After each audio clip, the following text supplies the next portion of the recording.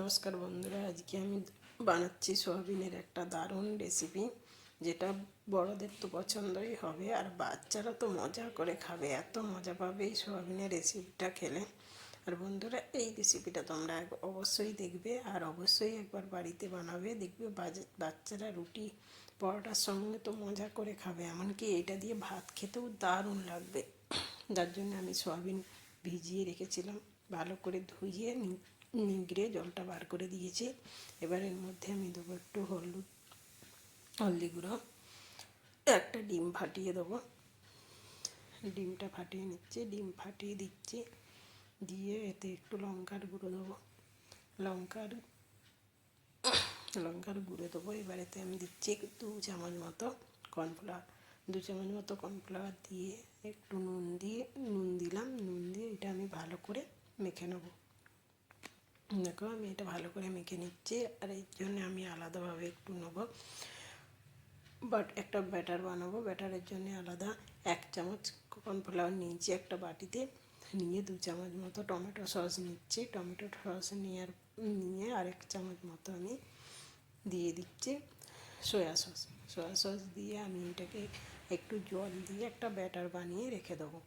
আর এটা আরও একটু জল লাগবে, আমি যখন এটা দেবো রান্নাতে তখন আর পরিমাণ মতো জল দেবো। ব্যাটারটা বানিয়ে আমি সাইডে রেখে দেবো। আর যে সয়াবিনটা আমি মাখিয়ে রেখেছিলাম সেইটা আমি তেল গরম করে ভাজতে বসিয়ে দিয়েছিলাম। এগুলো ভাজা হচ্ছে, এটা লাল লাল করে আমি ভেজে তুলে নেবো। আর এই যে সয়াবিন যে ডিমের ভাজাটা খেতে বন্ধুরা এমনিতেও খেতে দারুণ লাগে। তোমরা একটু গোলমরিচ উপর থেকে একটু লেবু আর বিট নুন ছিটিয়ে খেলে পকোড়ার মতো এটা নাস্তা হয়ে যাবে, খুব সুন্দর লাগে। এগুলো আমি লাল লাল করে ভেজে নিচ্ছি। ভাজা হয়ে গেলে আমি এগুলো তুলে নেব। একটুক্ষণ ধরে ভাজতে হচ্ছে, ডিম দিয়ে আছে তো কি সুন্দর ফুলেছে। ভাজা হয়ে গেছে, আমি এগুলো তুলে নিচ্ছি। আর এগুলো তুলে নিয়ে আমি বাকি আর যেগুলো আছে সেগুলো দিয়েও ভেজে নেব। বাকিগুলো দিয়ে দিলাম, দিয়ে আমি এগুলো একটু নাড়াচাড়া করে ভেজে নিচ্ছি।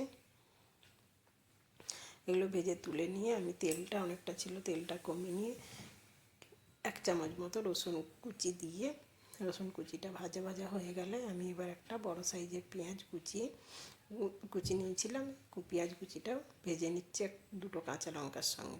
পেঁয়াজটা ভাজা হয়ে গেলে তার মধ্যে একটা শিমলা মির্চ আর একটা বড় সাইজের পেঁয়াজকে ডুমো ডুমো করে কেটে রেখেছিলাম আমি, সেইটাও দিয়ে শিমলা মির্চের সঙ্গে একটু নাড়াচাড়া করে ভেজে নিলাম। এবার উপর থেকে আমি একটু লঙ্কার গুঁড়ো দিলাম, লঙ্কার গুঁড়ো দিয়ে একটু নাড়াচাড়া করে নেব। আর একটা আমি বড় সাইজের টমেটো ভেতরের আটিটা বাদ দিয়ে রেখেছি, শুধু খোলাটা, সেইটা দিয়ে এর সঙ্গে একটু দিয়ে নাড়াচাড়া করে ভেজে নেবো। দেখো টমেটো একটা কেটে রেখেছিলাম, সেটাও আমি দিয়ে দিলাম। টমেটোটা একটু একটু করে ভেজে নেবো, ভেজে একটু গলা গলা হয়ে যাবে, হয়ে গেলে সুন্দর করে ভাজে, দেখছো লাল লাল করে ভাজা হয়ে যাচ্ছে। এবারে এরপর থেকে আমি যে ব্যাটারটা তৈরি করে রেখেছিলাম ব্যাটারটা দিয়ে একটু ফুটতে দেবো। এবার আরেকটু পরিমাণে জল দিয়ে দেবো, কারণ ওই যে সয়াবিনের পকোড়াগুলো ভেজে রেখেছি সেগুলো এতে দিতে হবে, তো সেই হিসেবে একটু জল টানবে। একটু জল দিয়ে দিয়েছি, দিয়ে এবার পরিমাণ মতো একটু নুন দিতে হবে, কারণ নুন তো এতে আছে, অত লাগবে না, তবু যদি কারো লাগে একটু দেবে। আর আমি এতে তো গুঁড়ো লঙ্কা দিয়ে রেখেছি, আর যে পরিমাণে ঝাল খাবে সেই হিসাবে একটু ঝালটা দেবে। আমি পকোড়াগুলো এবার দিয়ে দিচ্ছি। আর সয়া সস এমনিতেই নুন থাকে, পকোড়াগুলো নুন দিয়ে ভেজেছি, এতে বেশি নুন দেওয়ার দরকার নেই। বন্ধুরা দেখো পকোড়াগুলো দিতেই দেখেছো জলটা পুরো টেনে নিল, এটা পুরো কষা কষা হবে। আর কেউ যদি মনে করে আমি একটু জুস খাবো, সে একটু জলটা বেশি দিতে পারে। আমাদের বাড়িতে কিন্তু এটা একটু শুকনো শুকনোই পছন্দ করে। দেখো মাখা মাখা হয়ে গেছে। এইটা রান্নাটা পরোটা রুটি সব কিছুর সঙ্গে এত দারুণ লাগে বন্ধুরা, অবশ্যই বানাবে একবার। হাই